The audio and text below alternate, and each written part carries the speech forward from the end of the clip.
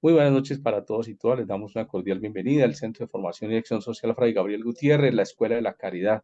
Les da una bienvenida a su diplomado Fe y Política.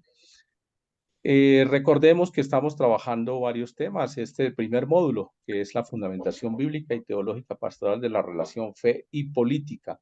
Recuerden que el primer tema hicimos un acercamiento al estado de la realidad política en nuestro país. Esa fue como una lección inaugural. Luego tuvimos la sesión introductoria y la mejor política puesta al servicio del verdadero bien común. Enseguida trabajamos la política en el Nuevo Testamento, eso fue una aproximación, la política y el pensamiento social de la Iglesia, la política en el pueblo de Israel, el Antiguo Testamento, principios y valores del pensamiento social de la Iglesia que estuvimos trabajando en la clase pasada, y hoy estaremos trabajando método teológico y pastoral del pensamiento social de la Iglesia.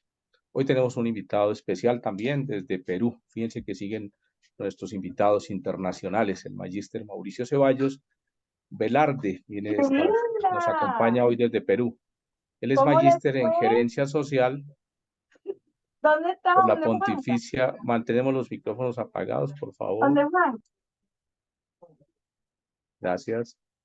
El magíster Mauricio es magíster en gerencia social por la Pontificia Universidad Católica del Perú, filósofo y educador por la misma universidad, con diplomas en especialización en capacitación y teología, análisis estratégico, docente de la maestría en gerencia social de la Pontificia Universidad Católica del Perú y en las escuelas de posgrado de la Universidad Católica de Trujillo, Universidad Científica del Sur y la Universidad Peruana Cayetano Heredia.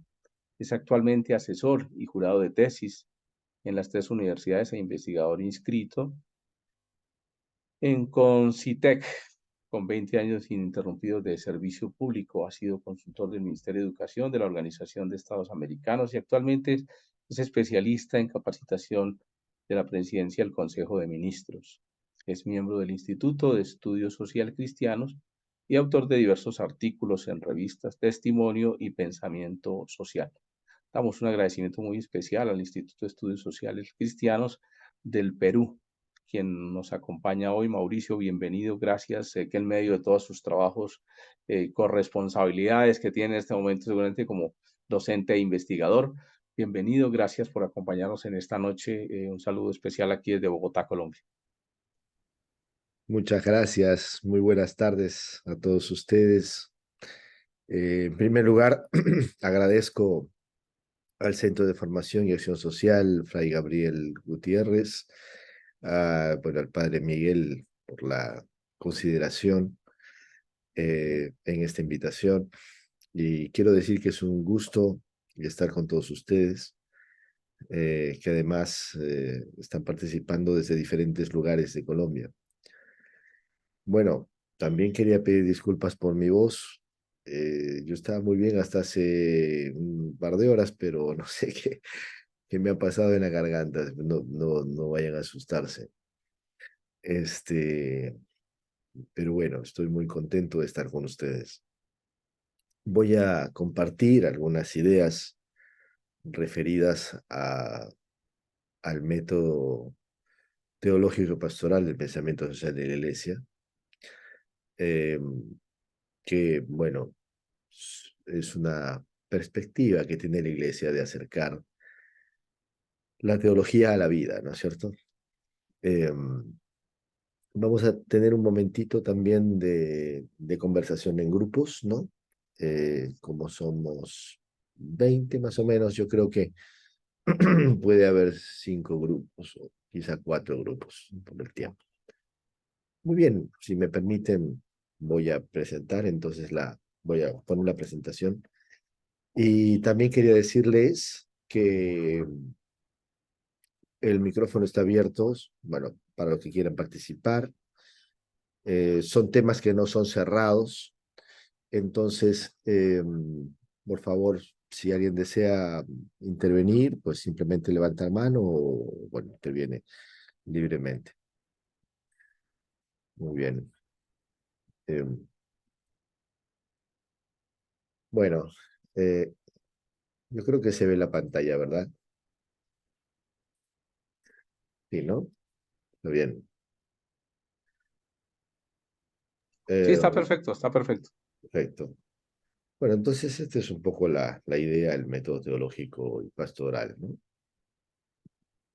Entonces, lo primero que quisiera decir es que, bueno, hay que entender la teología. Yo sé que todos ustedes, por supuesto, tienen conocimiento teológico, a lo mejor algunos de ustedes con mucha profundidad. Y entonces podremos estar de acuerdo que la teología es una reflexión sobre la fe, ¿no es cierto? Básicamente es la fe que busca ser entendida, la fe que necesita saberse, necesita expresarse, ¿no? Y entonces usa la razón. La fe necesita de la razón para poder expresar su contenido, ¿no? Para poder entenderla, ¿no? Y entonces es cuando nace efectivamente la teología. Cuando los componentes más importantes de la teología se encuentran, la escritura, la fe, la iglesia, eh, la tradición, en fin, magisterio. Entonces, y si se logran encontrar de una manera ordenada y organizada, y sobre todo si se logran acercar a la vida, es porque ya se construye un método. Un método, como saben ustedes, es un camino, ¿no? Esa es la definición de método. Pero, ¿qué es el método teológico y pastoral? Entonces, básicamente, lo que podemos decir es que es un enfoque que se utiliza para aplicar las enseñanzas sociales de la Iglesia Católica en el ámbito político y social. Un poco lo que podríamos decir, síntesis, es acercar la teología a la vida, ¿no?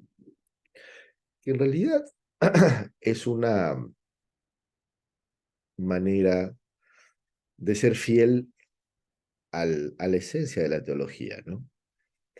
Eh, y a la esencia del mensaje de Cristo, ¿no? Porque eh, Cristo no quería que la doctrina o esta propuesta que él trae, que es el reino de Dios, se quede en manos de unos cuantos iluminados y en un discurso dogmático, ¿no?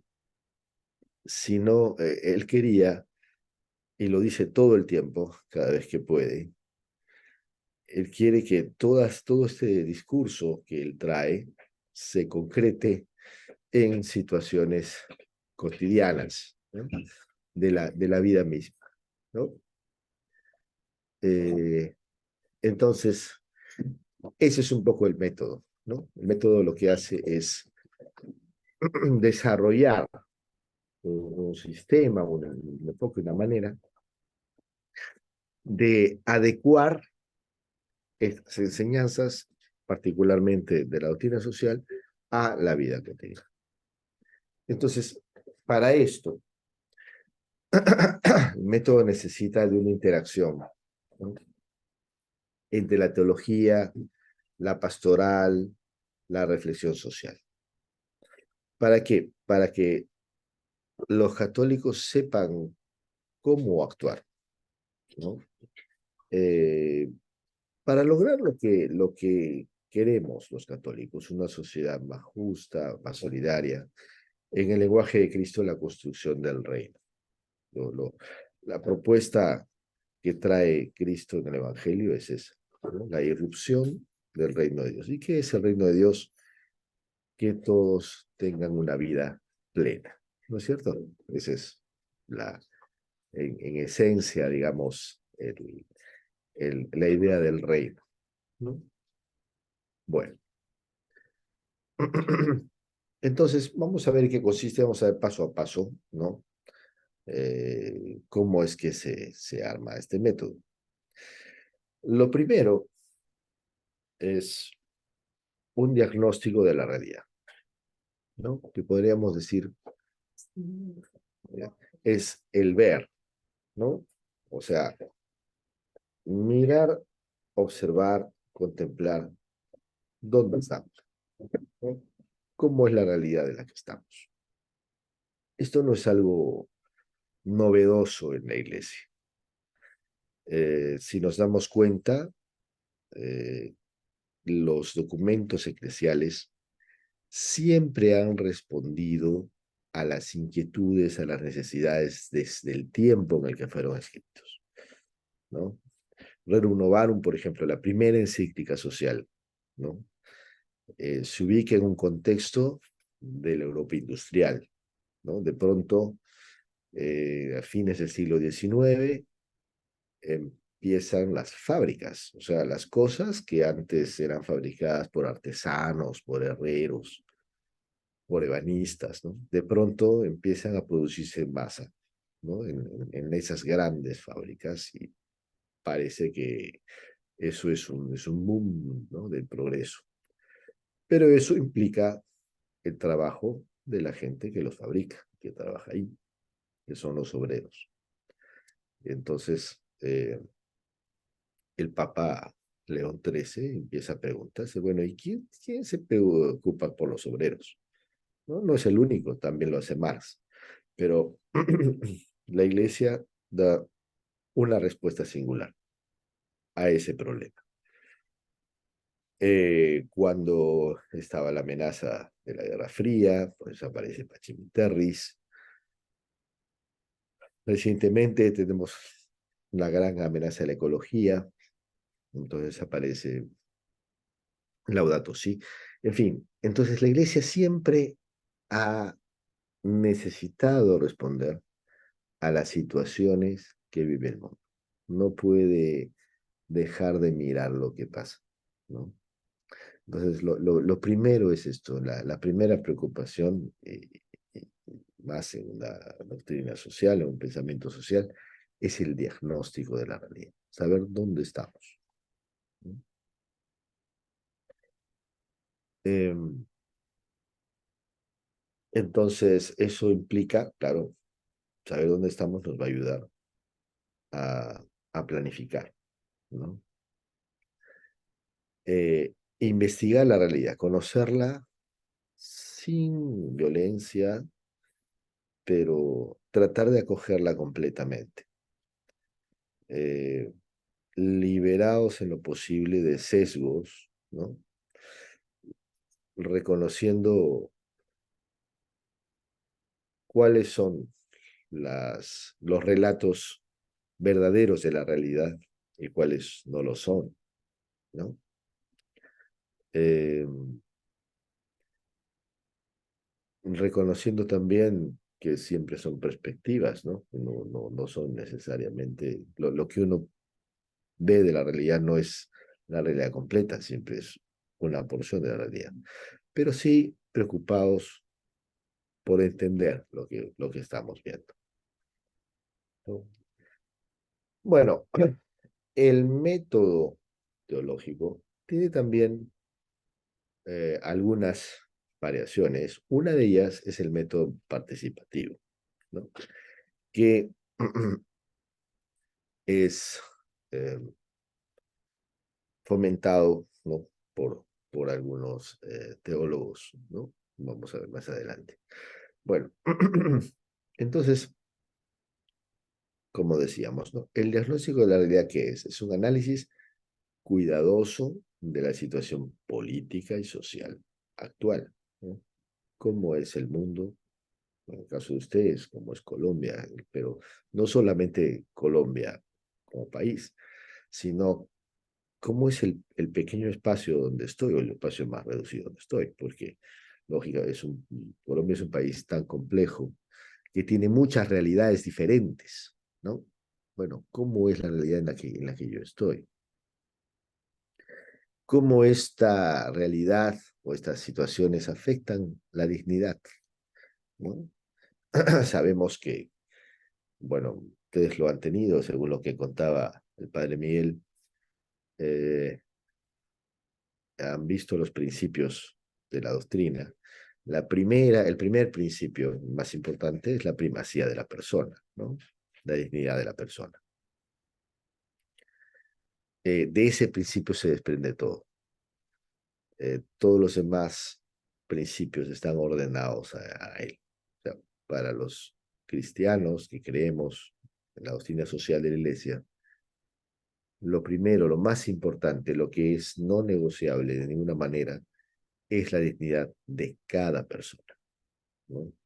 Una dignidad que, como ustedes seguramente ya lo han oído, no se puede ganar ni se puede perder. Simplemente nos es dada. Nos es dada desde el momento en que somos concebidos, ¿no? Bueno, entonces, ¿cuáles de esas políticas, cuando hacemos el diagnóstico de la realidad, en este método las confrontamos con los principios? Entonces decimos, a ver, ¿qué políticas, qué situación, de qué aspectos de esta situación social y política colisiona o favorece a la dignidad humana? ¿Cuáles favorecen al bien común? Y es otro de los grandes principios. A la solidaridad, la subsidiariedad, el destino común de los bienes, etcétera, ¿no? ¿Cómo es que se orientan a ellos? Cuando hacemos un diagnóstico de la realidad, también vemos un panorama global, como decía, ¿no? La perspectiva de todos, la historia más oficial quizá que vemos en los periódicos, y una historia más escondida, ¿no? De la gente común que vive con nosotros y que nos relata, ¿no? Cómo experimenta la realidad. Este diagnóstico, este ver, también nos ayuda a reconocer las causas de las situaciones de conflicto con los principios, ¿no? Y cuáles son las consecuencias, ¿no?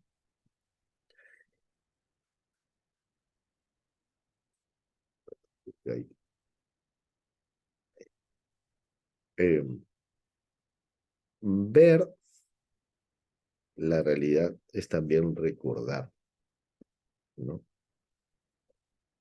Eso es muy importante.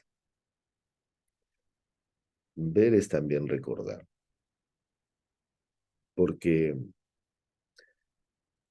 cuando decimos que hay que ver la realidad de una manera holística, global, no nos referimos solamente al espacio, nos referimos también al tiempo, ¿no? Es decir, ¿cómo es que se han ido gestando esas realidades? ¿Cuáles son las situaciones, las etapas que han ido sucediéndose? Perdón, para terminar en esta realidad, ¿no? ¿Qué decisiones se tomaron? ¿Cómo se construyó la historia de este presente que vivimos ahora, ¿no? Bueno, todo eso es contemplar la realidad. Bueno, decía esto, método participativo, ¿no? Eh, y en él nos dice que hay que tener en cuenta dos aspectos explícitos. Primero, dice la realidad histórica, ¿no? Como decía, no solamente contemplar lo que uno ve, sino recordar, interpretar de dónde viene. Y por eso es tan importante que sea participativo, porque el recuerdo tiene que ser colectivo, ¿no? Justamente, aunque todos hayamos vivido lo mismo, la perspectiva puede ser muy diferente, ¿no? Y la lectura que hacemos de una experiencia es también diferente. ¿no es cierto? ¿Cómo construimos una realidad histórica? Leyendo la historia, pero esa lectura depende de la interpretación y de cómo cada quien experimentó esa historia, ¿no? Pero también en el método participativo, el ver se puede proyectar. Y dice, bueno, ¿hacia dónde? ¿Qué es lo que quisiéramos ver? ¿Cómo será no solamente Colombia en el 2050, por ejemplo, sino cómo será Medellín? ¿Cómo será Cartagena? ¿Cómo, cómo será Bogotá? ¿Cómo será Cali? ¿Cómo me imagino? ¿Cómo quisiéramos que sea? En términos de esto que decimos, la construcción del reino, ¿no? ¿Hacia dónde estamos yendo? ¿Cuál es el futuro? ¿Cómo es el futuro? Y ¿cómo es la historia de ese futuro? O sea, cuando decimos cómo es la historia del futuro, estamos diciendo cuáles son las etapas que vamos a pasar para llegar a eso que queremos, ¿no? Por ejemplo, una Colombia pacífica, eh, una Colombia donde exista la justicia social, donde haya respeto a la divergencia de ideas, ¿no? ¿Cuáles son las etapas por donde vamos a pasar para llegar ahí? Esa es la historia del futuro. Porque pensar en la utopía, en el futuro, nos sirve, pero no nos ayuda mucho si no tenemos en cuenta la historia de este futuro. O sea, ¿cómo llegamos ahí? Pensar cómo llegamos ahí nos va a ayudar a planificar, ¿no? Porque vamos a saber cuáles son los hitos que vamos a tener que, o que vamos a querer lograr.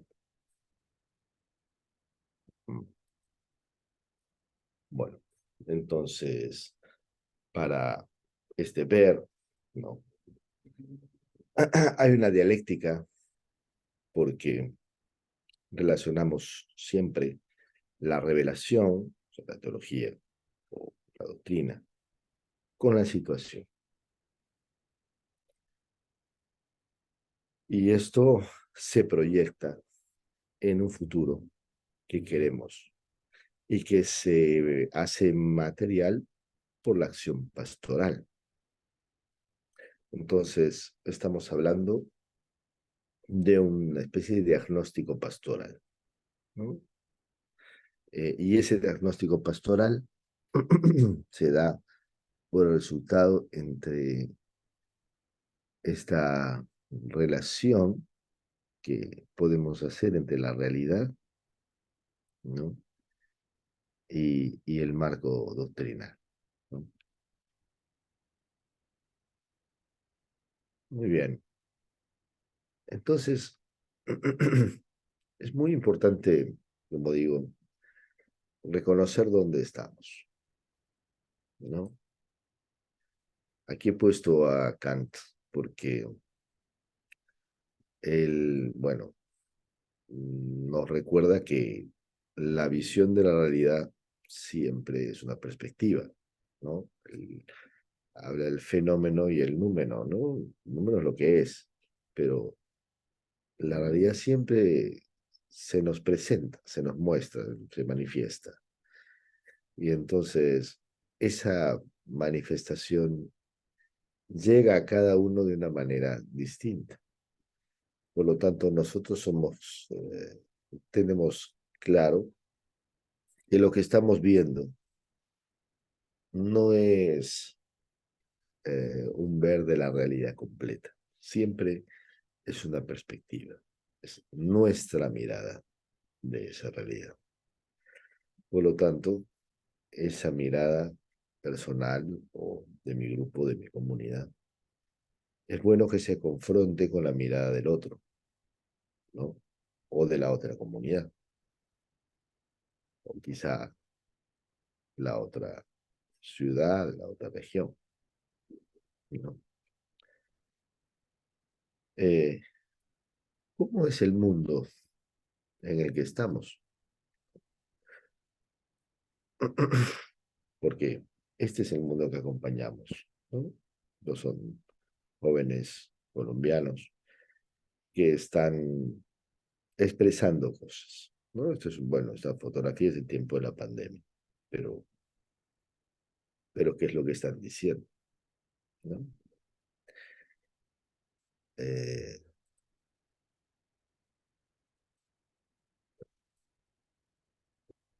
bien, bueno, entonces yo quisiera mostrar o quisiera compartir con ustedes algunas ideas de cómo es ese mundo que acompañamos en el siglo XXI. Eh, Temas que son comunes, ¿no? En nuestras realidades, que puede ser la realidad de Colombia, también la realidad del Perú y quizá de la región, ¿no? ¿Cómo es esa realidad? Primero, al menos en lo que yo quiero proponer, un mundo polarizado, ¿no es cierto? Da la impresión de que, sobre todo después de la pandemia, pero ya antes, ¿no? Hay como una primacía de extremos, ¿no? Eh, extrema, discursos extremos, ¿no? Extrema derecha, extrema izquierda, los presidentes o los gobernantes que ofrecen posiciones extremas parecen ser, bueno, mucho más admirados, ¿no? Presidente Bukele, por ejemplo, de El Salvador, bueno, es muy admirado por un grupo, pero al mismo tiempo por otro grupo es terriblemente resistido. Entonces eso ha partido la sociedad. No sé si ustedes lo perciben así, ¿no? Pero yo creo que es así. No, esto yo creo que se ha agudizado mucho más.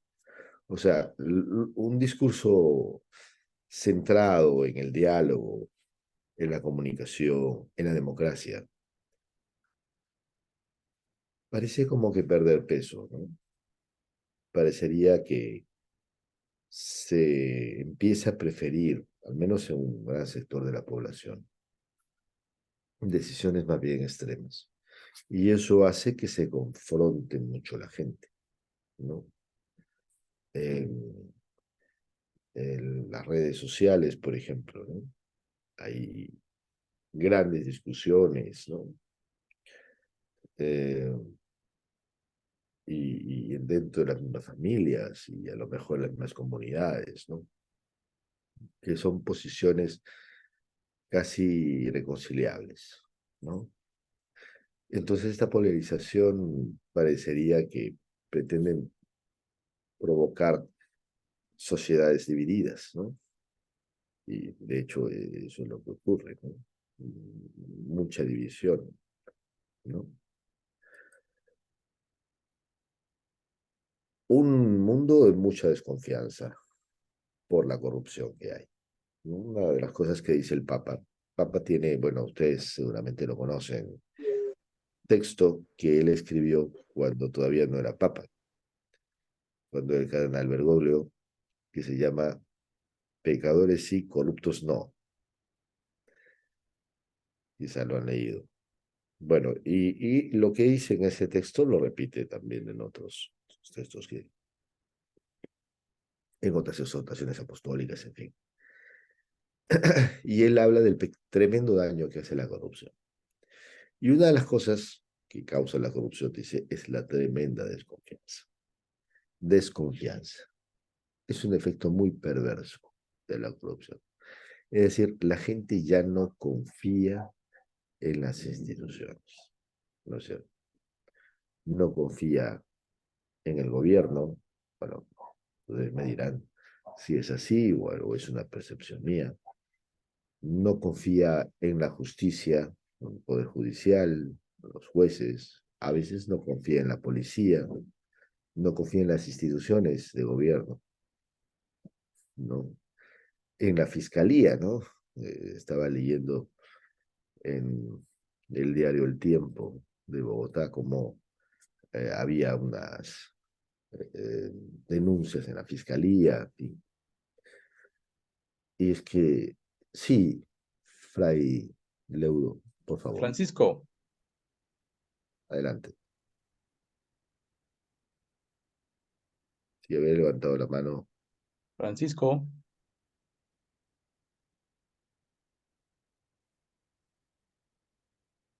Francisco. Sí, ¿qué pasaría? Tiene su Ya, micrófono ahora sí, cerrado. Ok, ok, ahora ok. aquí, ok. Como el profesor dice que podíamos interrumpir, entonces voy a abusar de su generosidad, profesor. ¿qué tal? Mucho gusto. Ok, profesor. Bueno, me gustaría que aquí aterrizara porque el tema está muy interesante. El ejemplo de Bukele aquí no es interesante, pero es que estamos ante un país totalmente polarizado. Sí, Y aquí es entre derecha e izquierda.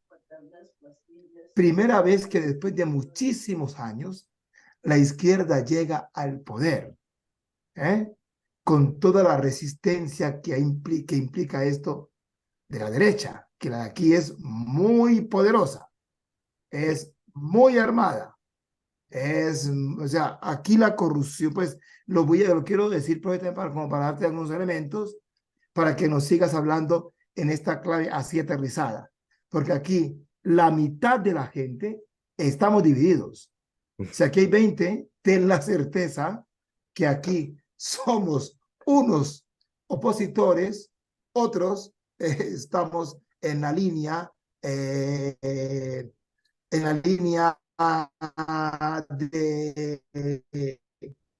de la derecha, ¿me entiendes? Claro. Tenemos también una iglesia sí, muy dividida, muy dividida. Los obispos muy divididos, los párrocos muy divididos. Entonces, lo digo para que tú te ubiques, ¿no? En un contexto de aquí nuestro, porque el ejemplo de Bukele nos puede sonar, pero lo de aquí es mucho más crudo que lo de Bukele todavía. Pues para que sigamos sobre esta línea, porque está muy bien. Gracias, gracias, gracias. Gracias a usted, Leudo. Sí, muchas gracias. Ciertamente lo que dice, eh, bueno, sí, lo vemos. Bueno, yo lo poco que puedo leer, ciertamente hay, por ejemplo, los uribistas, ¿no? O el presidente Uribe o el presidente Duque, y por otro lado, por el presidente Petro, o por los que representan la izquierda colombiana. Bueno, lo mismo pasa aquí también, pero parecería como que nos vamos extremando, ¿no? Eh, porque entonces todo lo que hace el otro es malo, ¿no? Todo lo que hace este también. Entonces, eh, eh, estas divisiones que aparecen en la opinión pública se manifiestan también en en los pequeños grupos humanos, ¿no? Incluso dentro de las propias familias, como dice el Fray Leudo, dentro de las propias comunidades. La iglesia también, la visión de la iglesia, ¿no?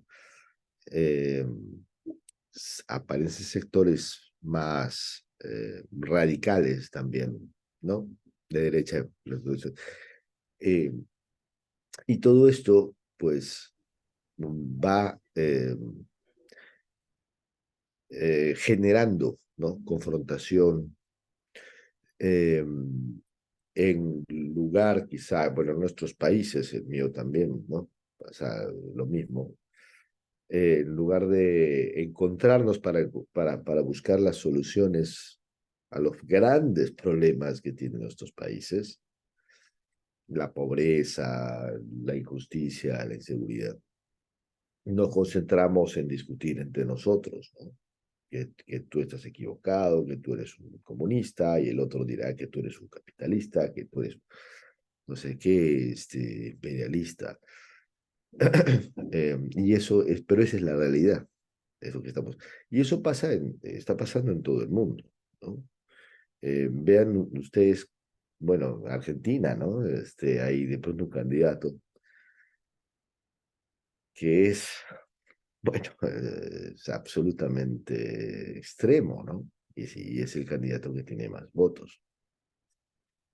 En Europa lo mismo, los grupos radicales neonazis empiezan a tener mucha más fuerza. Eh, bueno, pues es un fenómeno, pero es la realidad, ¿no? Es así, es la realidad. Y esa es la realidad que nosotros tenemos que conocer, entender, ¿no? Para después hacer algo por ahí. Bueno, y entonces también, como decíamos, mucha desconfianza. Eh, y aquí yo quería usar una figura que es la paradoja de Arístides. No sé si ustedes la viven o la han vivido. Arístides, ustedes recordarán, bueno, es del dibujo, ¿no? Arístides era un griego que era tremendamente virtuoso, ¿no? Pues su propio nombre lo dice, ¿no? Arístides, virtud. Creo que no robaba, no mentía, era fiel a su esposa, buen trabajador, todas las virtudes posibles. Bueno, y resulta que lo votaron de la ciudad por eso mismo, ¿no? Incluso, bueno, es un mito, es una historia, ¿no? Pero es interesante porque cuando lo iban a sacar, él se disfraza de mendigo y va al ágora donde estaban votando y le pregunta a uno, disculpe, este señor no es virtuoso, no es honesto, sí, sí es todo eso. ¿Y por qué lo está expulsando de la ciudad? Por eso mismo, ¿no? Porque los virtuosos, los que no roban, los que no eh, entran en mañas, digamos, son antipáticos, ¿no es cierto? Y entonces tienen que sufrir una especie de acoso a veces, ¿no? De sus compañeros, de sus amigos, incluso un acoso social, ¿no? Y eso es una paradoja, porque no deberían ser ellos justamente modelos y gente que los demás sigan, pues muchas veces no ocurre así. A veces es más difícil ser honesto, ser virtuoso, no caer en corrupción, ¿no? Porque porque además de la tentación, uno está sometido a la presión a veces de los compañeros, ¿no? Y esto pasa quizá con más frecuencia incluso en el sector público, en el servicio público, ¿no? Bueno, eso es una cosa que existe, el tema de la corrupción que tanto daño hace a nuestros países. Aquí, por ejemplo, bueno, ustedes ven la percepción de la corrupción. Bueno, nuestros países están en rojo, ¿no? Esto es la percepción que tiene la gente de la corrupción, no es necesariamente la corrupción, sí.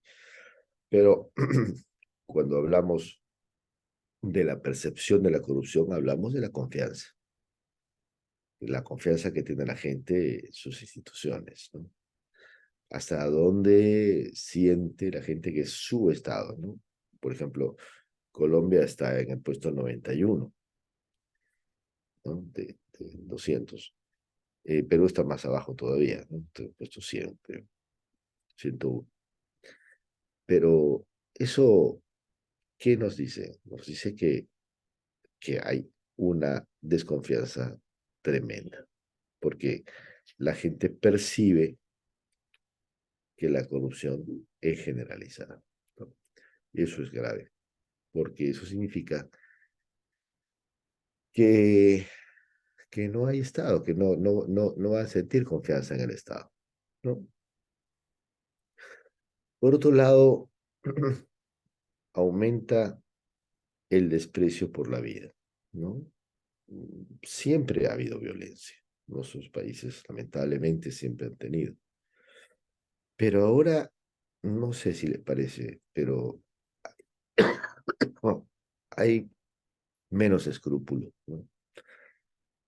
Hay una sensación de seguridad tremenda, de inseguridad tremenda. Asesinan solo por un celular. Bueno, aquí en Lima no, eso era una práctica muy poco común, pero ahora es algo general, ¿no?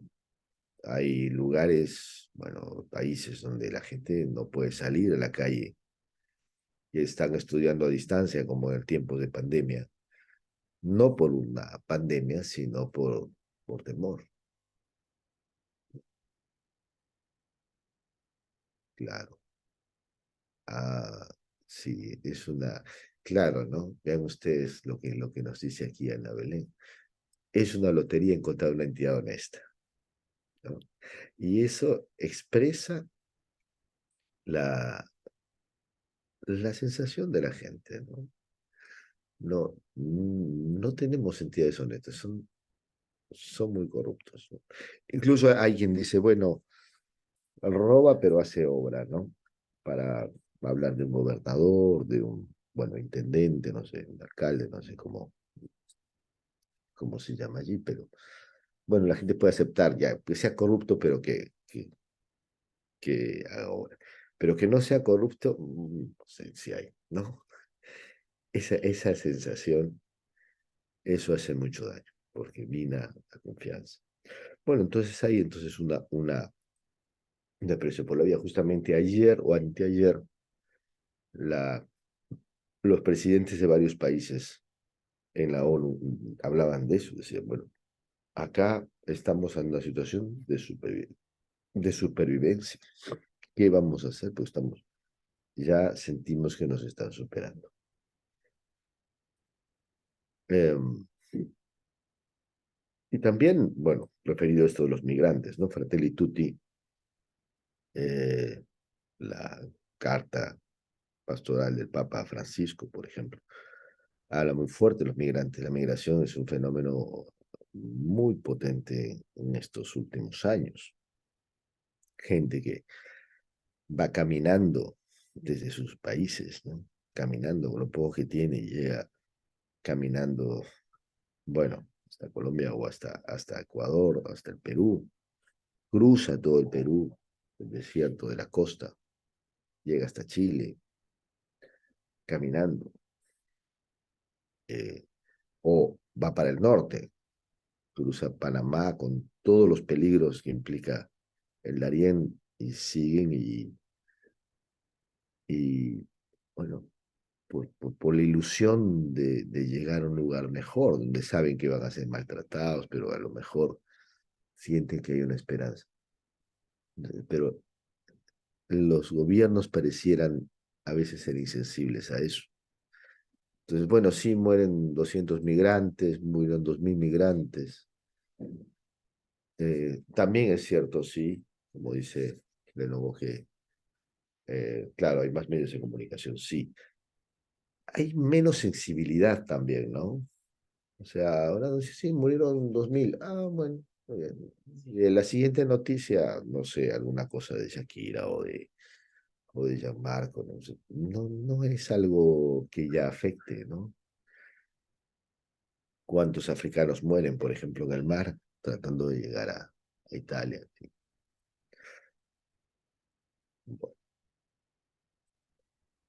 también hay una explosión de la comunicación, pero como decía justo hoy, asistí a una conferencia en la universidad donde trabajo y, y allí mostraba una investigación de uso de redes sociales y decían cómo las redes sociales prácticamente han invadido toda la vida cotidiana de la gente, pero también, y esto está demostrado en varias investigaciones, nunca hemos estado tan comunicados, pero sin embargo nunca hemos estado tan solos. Es paradójico, ¿no es cierto? Las redes sociales han invadido nuestra vida. de tal manera que ya no podemos vivir sin ellas, ¿no es cierto? Y si no, pensemos nosotros mismos, no solamente los jóvenes, ¿no? Nosotros, ¿qué haríamos si un día desaparece nuestro celular? Nos sentimos totalmente desamparados, ¿cierto? ¿Qué hacemos? Hay una especie de dependencia, ¿no? Del celular, de ver, a ver, el WhatsApp, a ver si alguien me respondió, puse algo en el Facebook, a ver quién me puso me gusta, ¿no? ¿Cuántos amigos tengo? 200. Pero hay muy poca relación personal, ¿no? Vemos, por ejemplo, bueno, aquí se ve mucho, imagino que allí también, ¿no? Familias que van a almorzar en un restaurante juntas, pero en todo el almuerzo ninguno habla, porque todos están, ¿no? Con su telefonito haciendo. Y eso lo dice el papá, casi literalmente, por eso dice, se ha, por favor dejen los teléfonos, ¿no? Cuando vayan a cenar en familia, dejen esos celulares, porque, pero cuesta mucho eso, ¿no? Nos cuesta eh, desprendernos de los celulares, ¿no? De nuevo dice, el concepto de compañía ha sido modificado. Sí, pero ahora es una compañía más, como diríamos, virtual quizá, ¿no? Porque al final tú puedes tener, usted puede... Perdón, doctor Mauricio, ¿puedo Sí, hablar? por supuesto. Adelante, por favor, María. Gracias. Lo que está usted diciendo es una realidad muy dura. Yo trabajo en un colegio oficial en Calamar, Bolívar, y es una situación muy difícil con los jóvenes, porque ellos viven en un hogar, pero muchos hogares son disfuncionales. Viven con los tíos, los abuelos, menos con los papás. Y yo pienso que toda la situación social que se da también es como esa formación que tienen los jóvenes y los niños, ¿ve? Y los padres que en este momento son padres de jóvenes, porque se dedican a todo menos a buscar esa unidad y a mostrar ese amor fraternal y familiar en su hogar. Y yo estoy haciendo un trabajo con los jóvenes y me doy cuenta de que sí, viven a veces muchos, a veces dos, pero viven siempre en soledad. Nunca abrazan a sus padres, los padres nunca los abrazan, nunca les dicen te amo. Y si de pronto hay una manifestación de amor, el papá le dice, ¿qué me irá a pedir? ¿Qué me irá a solicitar? Entonces es una situación muy dura. Hace poquito, ellos se mantienen en sus celulares, como dice usted, y hay unos juegos que son muy duros. El Free Fire, por ejemplo. Un joven, la semana pasada nomás, su mamá lo encuentra ya colgado de una cuerda, prácticamente ahorcado. O sea, lograron alzarlo y volvió a la vida. ¿Ve? Niñas que quieren irse de su casa con sus novios porque en su casa no encuentran tampoco eh, sí, ese calor de hogar y mucho insulto, mucho maltrato físico, verbal. Entonces yo digo, si en una escuela el gobierno no se preocupa porque no hay un psicólogo, hay una trabajadora social, por ejemplo, pero no abarcan mucho, ayudamos los profesores desde nuestras áreas y desde el propio dinero, alguna persona, algún psicólogo que nos dé una charla a los padres de familia, a los estudiantes. La parroquia también ayuda mucho, pero, pero el gobierno como tal, uno ve que desampara y se le pide, dice, no hay presupuesto para eso. ¿Ve? Entonces, desde los gobiernos, pero también desde la familia. Y yo pienso que somos de derecha o de izquierda, de lo que seamos, pero yo pienso que no es tanto el ser de derecha o izquierda, sino como la realidad que hay en los gobiernos. Los gobiernos normalmente en Latinoamérica, y no sé si en el mundo entero, son comprados. Yo compro la presidencia, ¿ve? Porque los votos, cuando un gobierno es comprado, y si yo estoy en el poder como un alcalde que compré la alcaldía, ¿qué le voy a ayudar a la población si tengo que pagar ese dinero que presté o que me dieron para? Entonces son situaciones duras, para mí son muy duras y muy angustiantes. Sí, ¿Ve? Uno vivir en una, o sea, vivir no, trabajar en esa población, pero ver que es muy poco lo que se puede hacer, ¿ve? Desde cada uno de nosotros, porque muchas veces no contamos sino con la parroquia y, y con lo que podamos nosotros colaborarle a los estudiantes. Y hay muchas, demasiadas falencias. ¿Ve? De pronto es muy diferente trabajar porque también he tenido la experiencia en colegios privados, en colegios religiosos, ¿ve?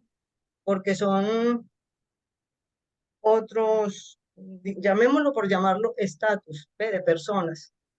Pero sin embargo, también esos jóvenes y esas personas tienen muchas falencias y muchas dificultades emocionales, mentales a veces. Entonces, es una realidad que no se puede esconder. Gracias. así es, María. Sí, efectivamente, lo que dice usted lamentablemente es más común de lo que creemos, ¿no? Es difícil ser sal de la tierra, pero esa es la tierra donde estamos, ¿no? Y esa es la tierra de misión. Eh, y es allí donde nosotros estamos llamados a dar una esperanza y a regresar a esto que decimos los cristianos que creemos en la doctrina social. Primero es la persona, ¿no? La tecnología tiene que estar al servicio de la persona, ¿no? Es difícil, es nadar contra la corriente cansa, pero, pero ahí estamos, ¿no? Y, bueno, tenemos que pedirle al Señor que nos dé la fuerza para seguir, para seguir luchando en ese sentido, ¿no? Bueno, muchas gracias por su participación.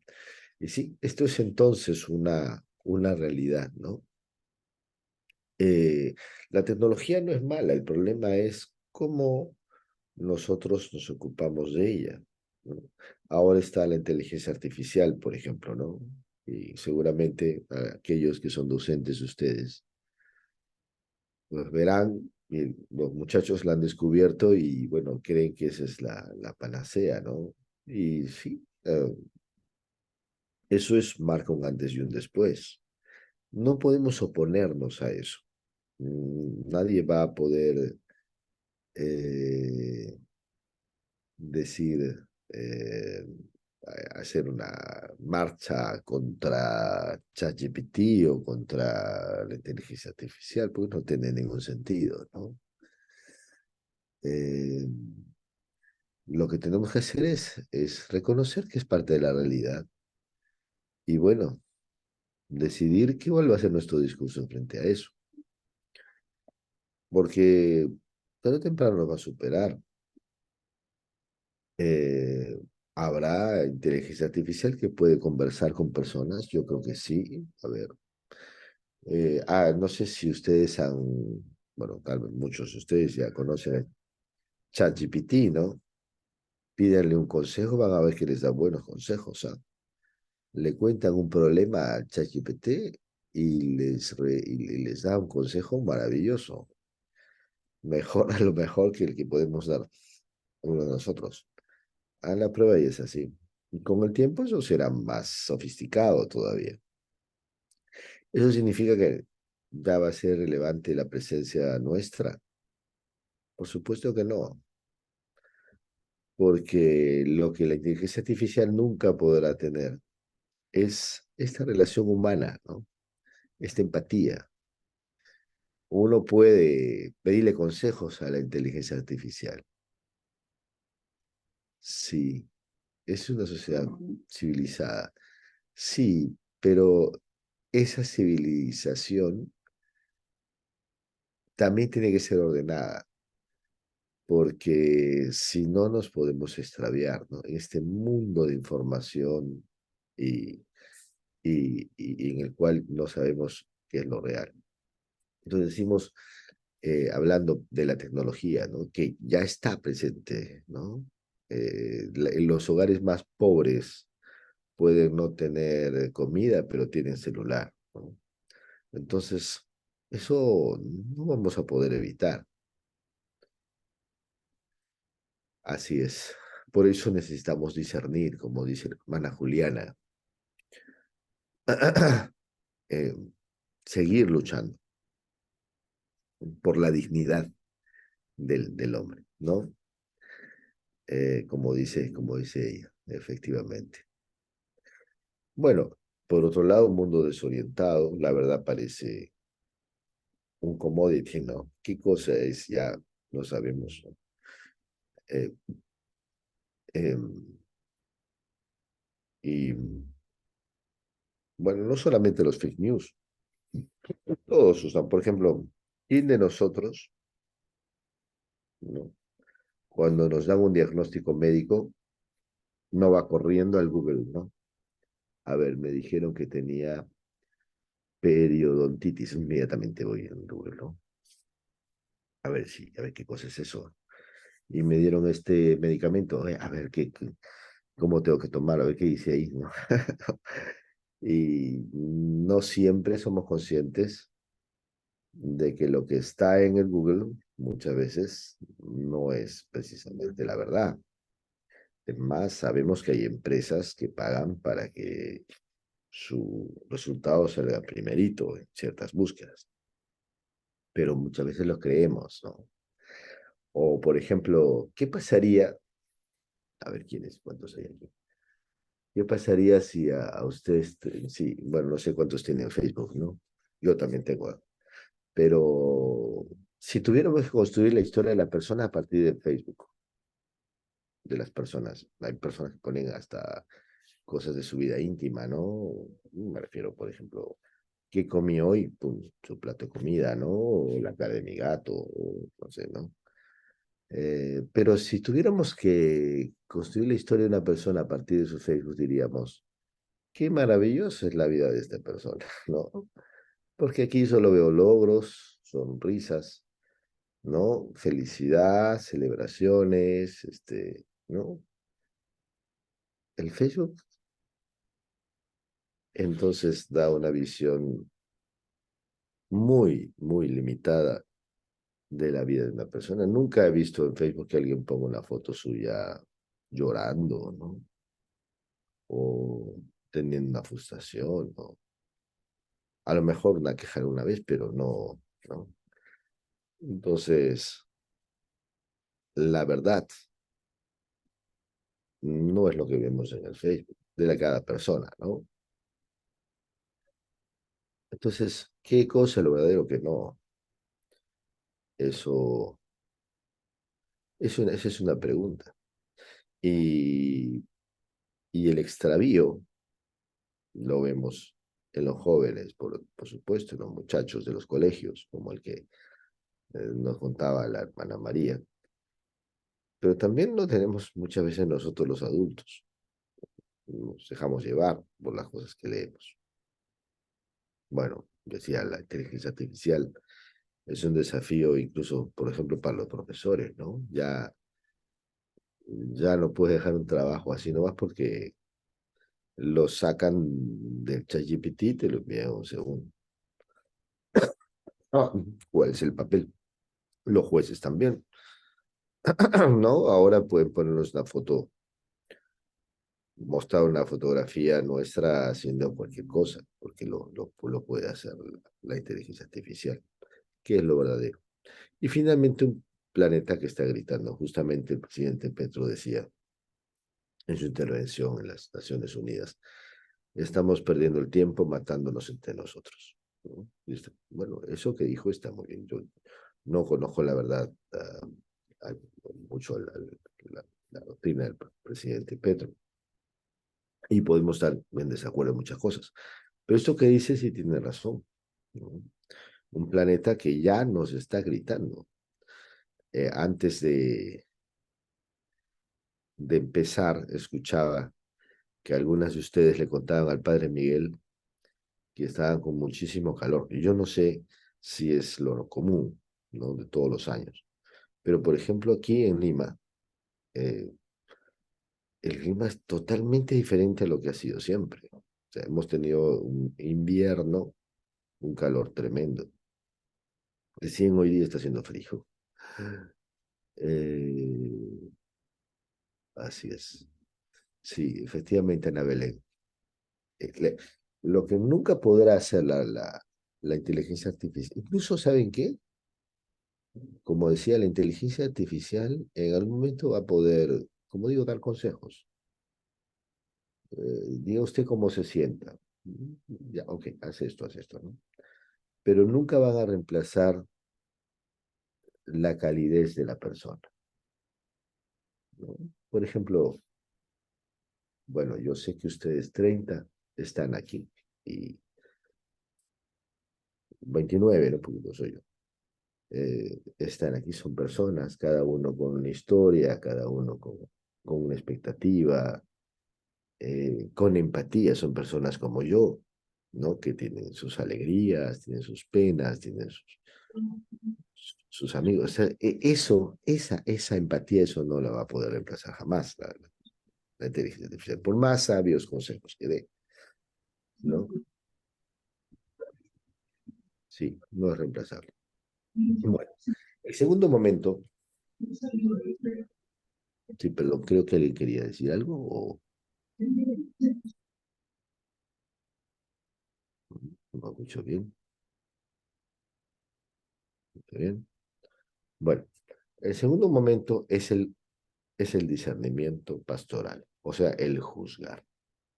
Entonces, lo primero es entonces ver la realidad, el segundo, discernir, eh, juzgar.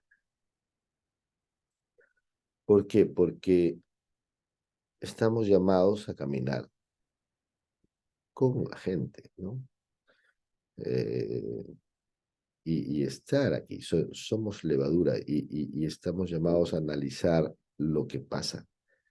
Somos del mundo, perdón, estamos en el mundo, pero no somos del mundo, como dice Cristo, ¿no?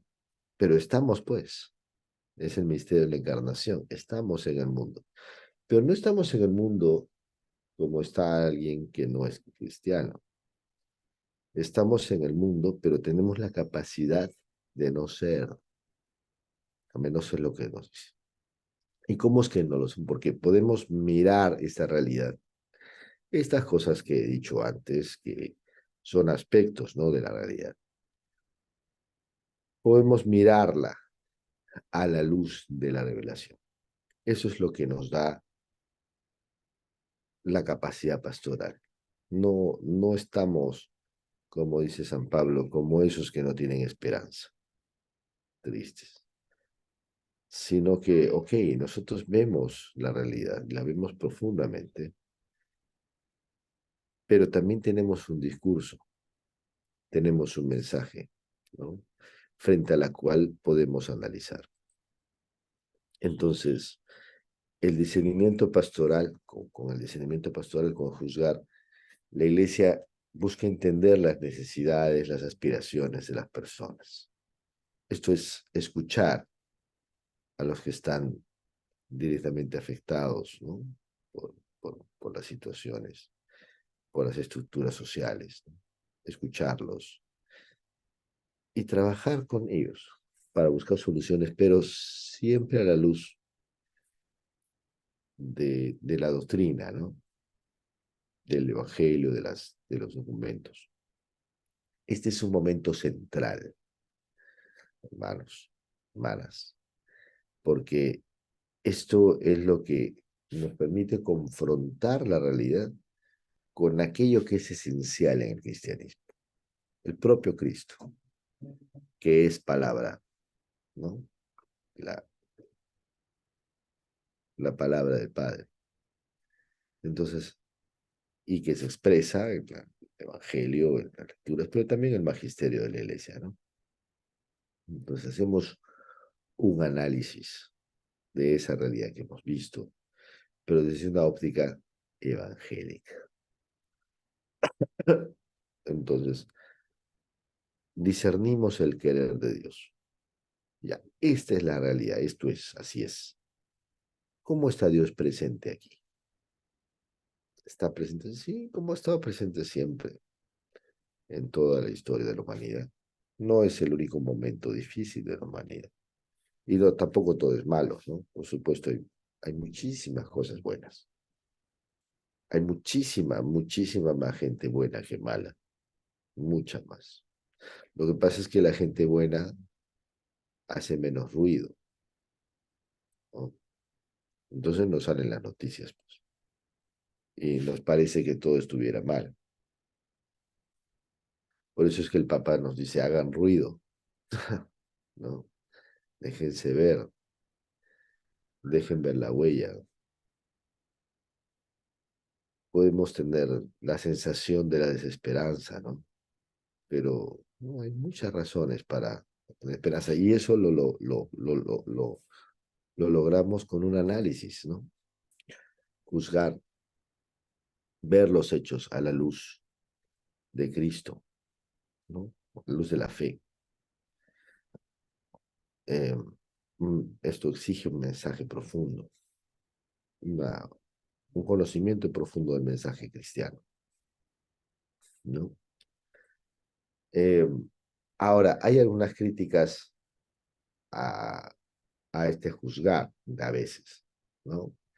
El uno que hace este autor, este teólogo, Luis Pellegrino, que dice, bueno, a veces el juzgar se queda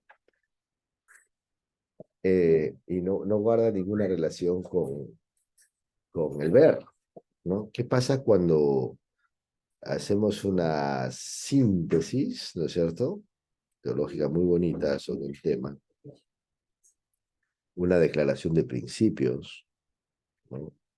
Un discurso bello, pero que no está relacionado con lo que realmente pasa, ¿no? Con lo que realmente ocurre en la realidad y en la vida. Esa es la crítica que hace, que nos hace a nosotros los agentes pastorales, cuando el juzgar no juzga realmente, sino que algunas veces podría quedarse desconectado, ¿no? Como digo, como una declaración, un discurso lindo, pero separado de la realidad que hemos visto, ¿no? Bueno, ¿eso pasa o no? Ah, claro, exacto, Ana Belén. Excelente. Es como cuando uno va al médico, ¿no? Y le dicen algo que no tiene que ver con la enfermedad.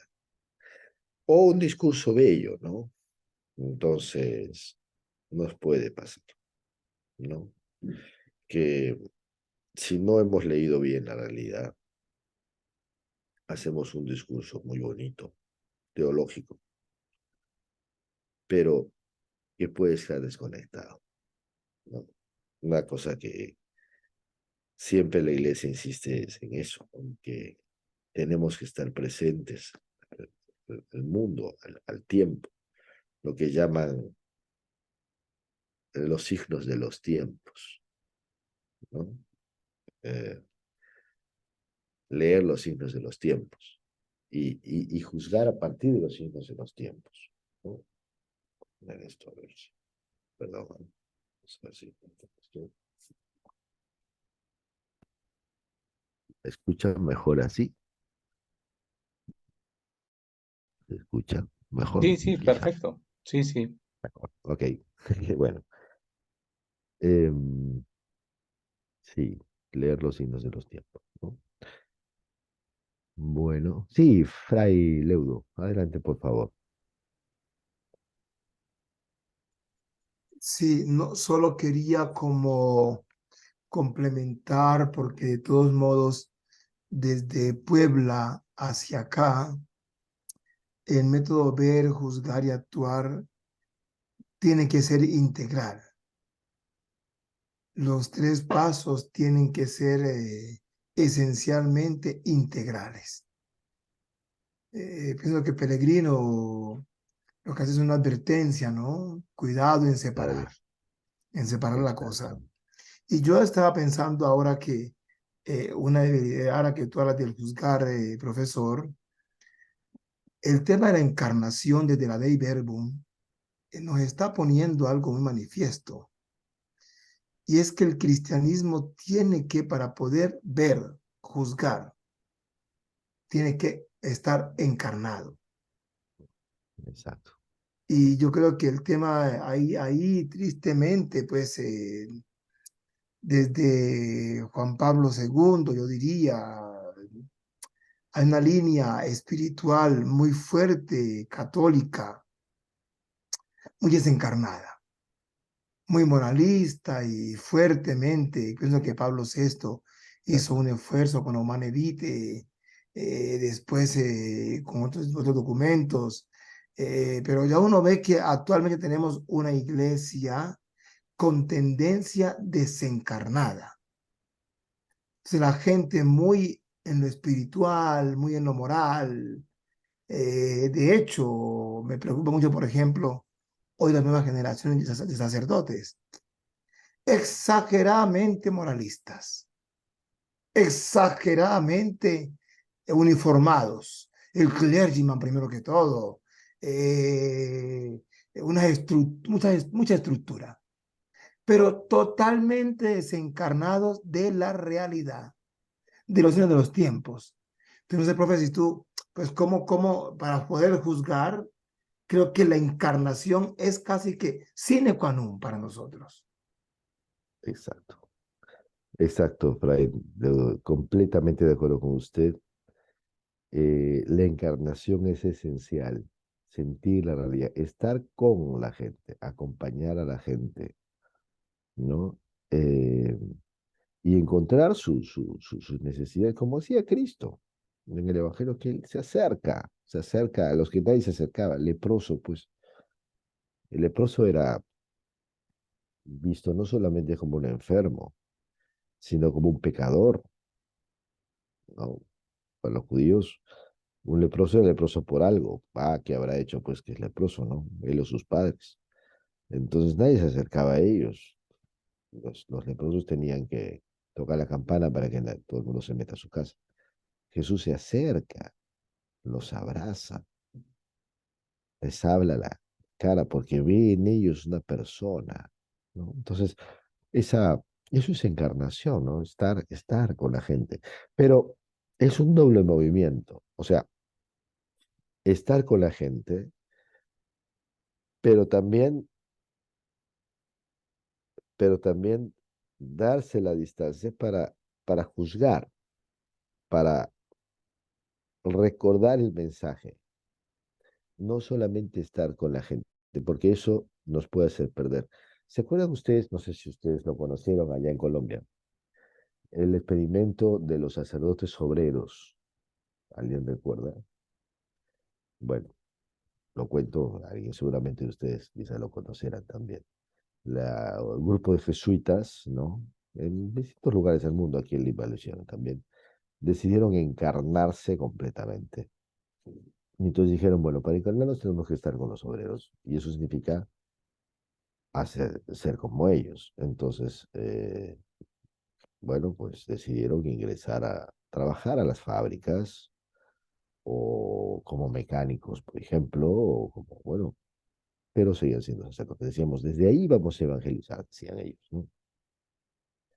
Pero ¿qué pasó? Que ya se encarnaron tanto que se perdieron. se olvidaron que eran sacerdotes. Entonces, claro, con los obreros pues también fueron a tomar, ¿no? Bueno, también no sé qué, fueron a la boate, también después mujeres, pues, no sé.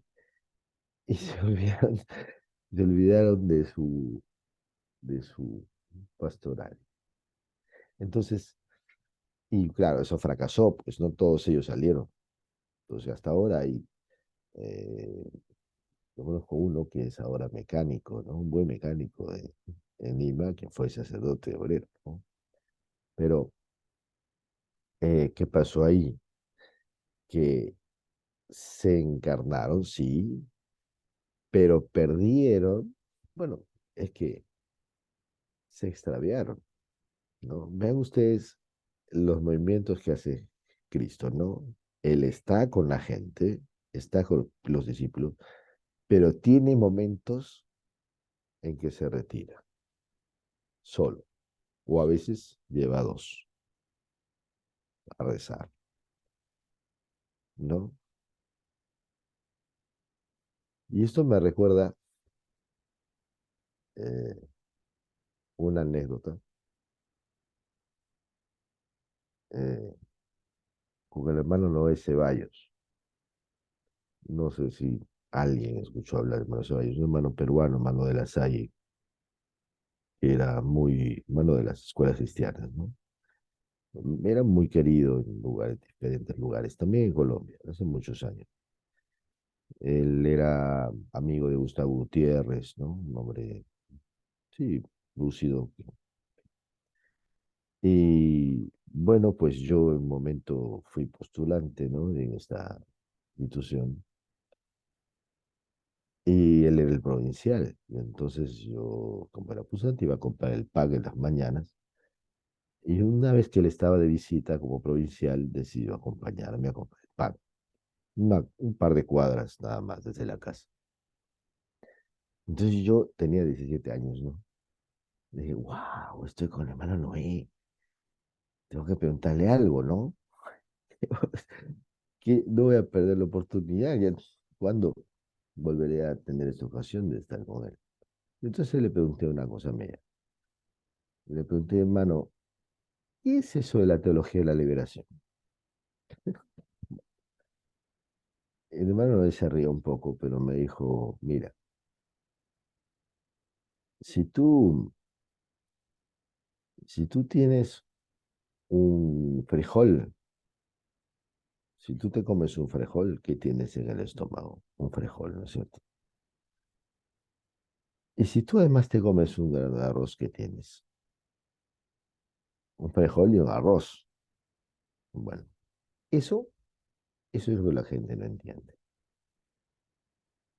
Eso es lo que la gente no entiende. Y en ese momento nos interrumpieron. Algo pasó, bueno. Entonces yo, bueno, Noé murió pocos años después de eso. Pero yo me quedé siempre pensando en eso que me dijo el hermano Noé. Y le pregunté a muchas personas y todos coincidieron más o menos en esto. Dice, lo que quiso decir Noé es que todos tenemos un poroto, que es la teología tradicional, la teología de la contemplación, el rezo del rosario, la misa. Pero además podemos tener algo que es la teología de la liberación, que es el grano de arroz, que es ese deseo de estar profundamente encarnado. Pero es ambas cosas, pues. No es solamente, no es solamente el frijol, o sea, no solamente el discurso dogmático, moralista que decía Fray Leudo, pero tampoco puede ser solamente estar con la gente, ¿no? La encarnación, sino que tiene que ser en conjunto, ¿no? O sea, no es que la teología o la encarnación nos pida que dejemos de rezar el rosario, ni que dejemos de ir a misa, ni que dejemos la contemplación, pero, eh, pero lo que nos pide es que además de eso, seamos y vivamos la encarnación, ¿no? Bueno, eso es entonces el juzgar, ¿no? Muchas gracias. Bueno, ya no hay tiempo para esto. Quería hacer un trabajo, pero sí me gustaría que ustedes quizá piensen o quizá en el momento que vayan a hacer su trabajo personal la próxima semana, en experiencias en las que, sí, sí, parece a Miguel, experiencias en las que se analizaron correctamente, se analizó correctamente la realidad, ¿no? En el que juzgar fue realmente acertado, ¿no? Y estuvo vinculado a la realidad, y quizá experiencias en las que no. Bueno, esa era un poco la idea. Vamos a pasar al tercer punto, que es el actuar. Sí, Servio, adelante, por favor. Doctor Mauricio, en esa Sí. misma línea que hablaba el compañero de que asistimos hoy a una iglesia desencarnada, pues a mí me llama mucho la atención el problema de los escándalos frecuentes en nuestra iglesia católica a través del tiempo, ¿no? Y quería traer a colación un caso muy concreto, y es cuando el Papa Juan Pablo II estuvo estuvo en el país de Nicaragua y fustigó y regañó de manera fuerte al padre Ernesto Cardenal, que en este momento era ministro de Educación de ese país. Pero por otro lado, apoyaba y se identificaba en alguna forma con Marcel Maciel, que era un pederasta mexicano. Entonces, esta doble moral realmente le hace mucho daño a la iglesia. Hasta ahí, doctor. Claro, gracias, Sergio, por su participación. Bueno, sí, evidentemente hay quizá desconocimiento del Papa, mala información, por alguna razón falló, ¿no? Yo pienso que falló su recepción de la información y juzgó quizá por una visión incorrecta de la realidad, ¿no? Pero sí, efectivamente, por eso es tan importante poder ver correctamente, ¿no? Saber quiénes son las personas, evidentemente, ¿no? Bueno, entonces el tercer momento es el actuar. Entonces el actuar ya es un momento de compromiso, es el momento en el que decimos, bueno, ahora qué vamos a hacer, ¿no? ¿Qué vamos a hacer para transformar esta realidad que vemos, que hemos visto que es una realidad terrible en muchos casos, en una buena noticia, ¿no? Concretamos entonces la acción transformadora que vio la realidad y que juzga sobre ella. Ahora, ok, muy bien. ¿Qué voy a hacer yo para transformar? No yo, nosotros, la comunidad, porque siempre la iglesia es nosotros, ¿no? Entonces, es el momento de planificar en pastoral, ¿no? ¿Qué vamos a hacer? ¿Cómo vamos a evitar errores, por ejemplo, de percepción, como las que nos decía Servio? Eh, y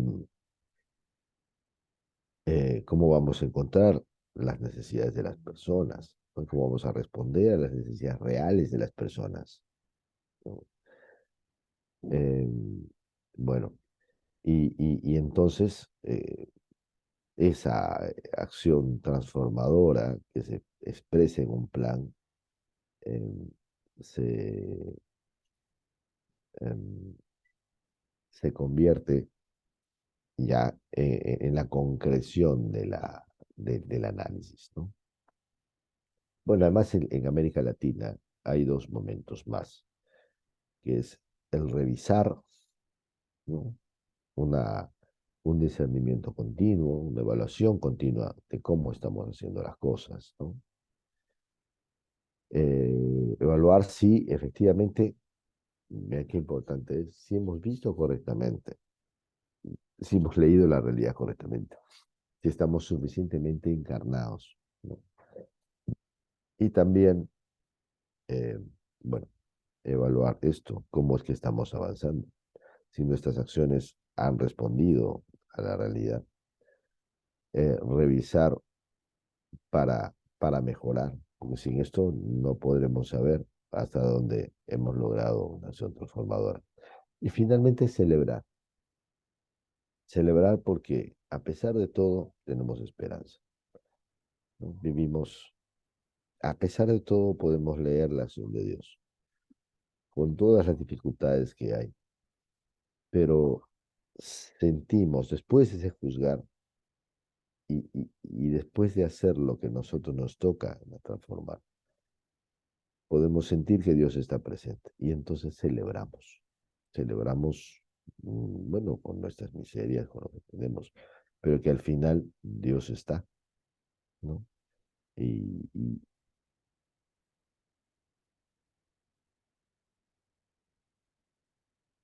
ah, ok, sí, claro. Sí. Que Dios está también en la iglesia, ¿no? Santa y pecadora, por supuesto, con muchos problemas. Pero ahí está Él, ahí está el Espíritu. La iglesia siempre ha tenido problemas, ¿no? Y al final, ¿cómo es que sí se puede dignificar al hombre? Y cómo es que hay finalmente razones de esperanza, ¿no? Bueno, vamos a ver, hay muchos ejemplos en muchos textos, ya ahora estamos pasando a juzgar aquí, en el cual podemos ver expresiones donde se ve el método de ver para actuar, por ejemplo. En esta lectura del Éxodo, ¿no? He visto a mi pueblo, he escuchado su clamor, pero ya conozco. El conocer ya es una operación racional, ¿no? Y entonces viene el actuar. He bajado para liberarlo, ¿no? Mater Magistra, por ejemplo, menciona el ver, juzgar, actuar. También Gaudium et Spes, ¿no? Son documentos sociales del Concilio Vaticano II. Apostólica Quasitatem, que es un documento de la pastoral de laicos, ¿no? En donde señala la importancia de la formación en este método. Y bueno, ¿qué hacemos ahora? ¿Qué hacemos ahora después de esta lectura, quizá de estos documentos y muchos otros? Bueno, transformar. Ahora nos toca transformar. Ya conocida la realidad, a ver cómo transformamos, ¿no? Para lograr una formación integral. Una formación que aporte a la dignidad de las personas, ¿no? Que que genere lo que podemos llamar en términos modernos de desarrollo integral, lo que diría Cristo la vida plena o la vida eterna, ¿no? El desarrollo de las capacidades, ¿no? Eso es finalmente lo que queremos, ¿no? Y cómo escapar a la crítica que nos decía Pellegrino, que puede ser que las tres cosas estén desconectadas, el ver, juzgar y actuar. Pues una cosa es lo que decía Fray Deudo, ¿no? Es decir, regresar a la teología a su contexto, regresar al contexto de la encarnación. Por ejemplo, claro, la visión de los vencidos, la visión que no es la visión oficial, ser sensibles al mundo actual, a la realidad, ¿no? Y planificar, ¿no? Planificar nos ayuda a discernir, a leer la historia juntos, ¿no? A escuchar al otro que piensa diferente y, y a buscar un camino de esperanza también juntos, ¿no? Bueno, para concluir, este método teológico pastoral, eh, sí, va un poco rápido, pasa que ya no tengo más que un minuto, pero bueno, lo que yo quisiera concluir es que este es un método entonces que permite acercar la realidad a la vida, ¿no? Desde el ver, porque eh, observamos la realidad desde la mejor perspectiva, el recordar en el ver, dar la historia, también el juzgar, ¿no? Eh, el juzgar nos ayuda a reconocer los conceptos, pero siempre en una clave del fenómeno, ¿no? De lo que ocurre. Y finalmente el actuar, que genera una transformación real. ¿Qué vamos a hacer con todo esto que hemos visto y que hemos recogido, ¿no? De eso lo podemos revisar y celebrar. Muy bien, muchas gracias. Bueno, ya la presentación la tiene Padre Miguel. Bueno, muchas gracias. Justo son las 8 en punto, pero bueno, no sé si Miguel quisiera dar unos minutos para unas preguntas o como quiera. Muy bien, doctor Mauricio, muchísimas gracias. Excelente. Creo que ha sido una forma espectacular de acercarnos al método ver, juzgar y actuar desde la misma realidad. Creo que es una propuesta pedagógica innovadora e interesante porque casi siempre nos quedamos en cosas muy teóricas, ¿no? Pero cuando podemos llevar esto a la realidad, al día a día, a lo que estamos viviendo, creo que ha sido espectacular. Un aplauso para el doctor Mauricio y también un aplauso Gracias. muy especial para nuestros estudiantes. Estuvieron activos, participativos. Así es. Vamos entrando en calor, no tanta teoría, ya estamos entrando en calor y creo que eso es importantísimo. Ese diálogo que se genera entre el docente, entre la persona, entre el experto y cada uno de nosotros que estamos aquí, creo que es maravilloso. Gracias, doctor Mauricio. Lástima, no alcanzamos al tiempo. Aquí el tiempo en Zoom es rapidísimo, el tiempo en Internet se pasa así, volando.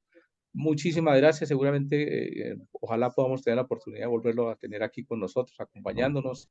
Es un agradecimiento muy especial al Instituto de Estudios Sociales allá en el Perú, el doctor Armando, a todos los que están allí participando y acompañándonos.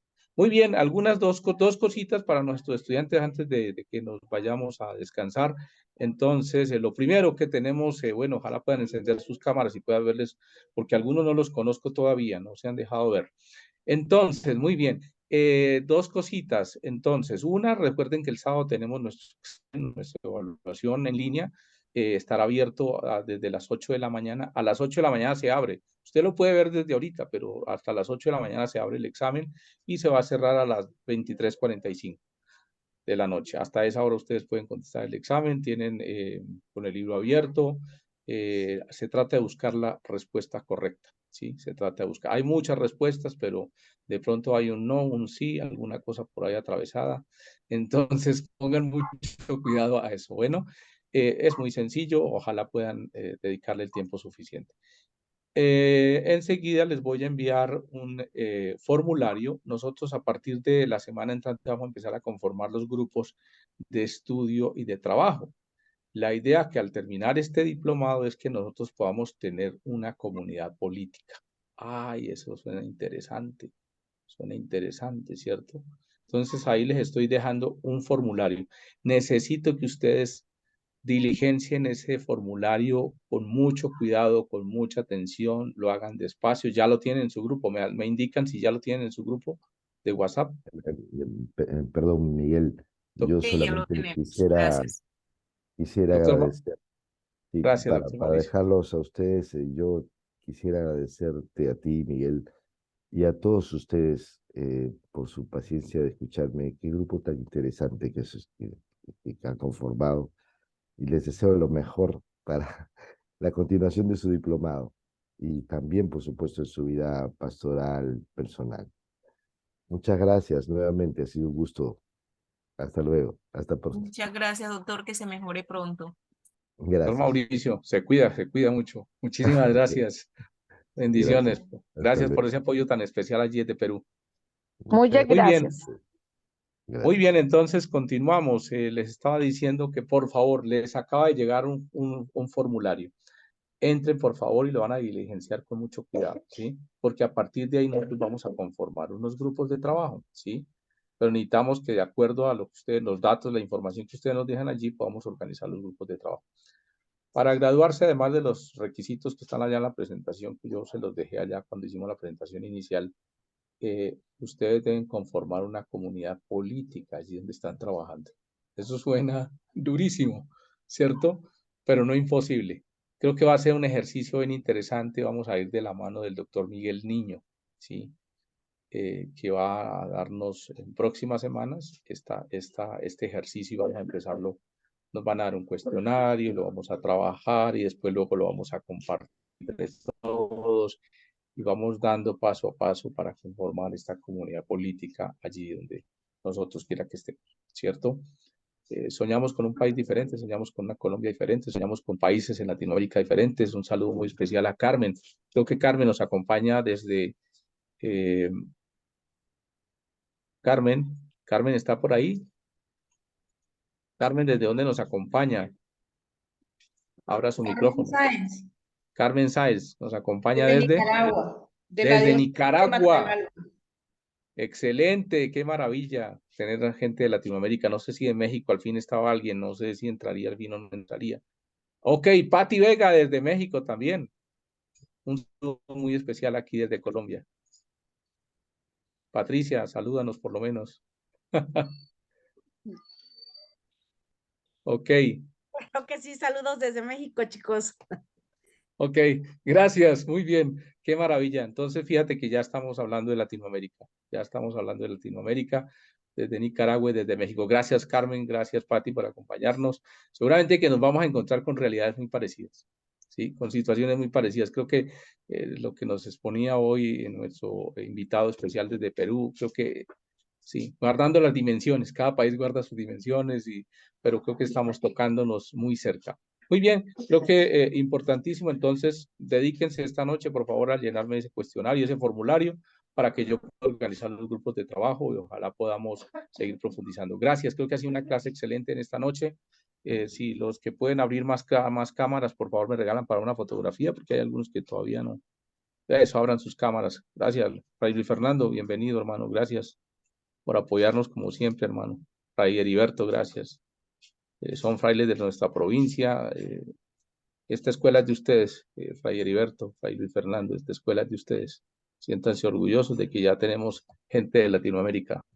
Esta escuela es de ustedes, es de la provincia franciscana de la Santa Fe de Colombia. Entonces, qué maravilla poderlos tener en esta noche. Gracias. Muy bien. Entonces, los dejo con su examen del fin de semana, con el 5. ¿Qué más les digo yo?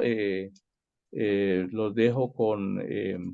vuelvan a las grabaciones porque es clave. Siempre las grabaciones van a ser importantes. Cuando ustedes, si no hay una buena teoría, la praxis falla, ¿sí? Y eso es clave. De pronto a veces la teoría nos cansa, es muy pesado.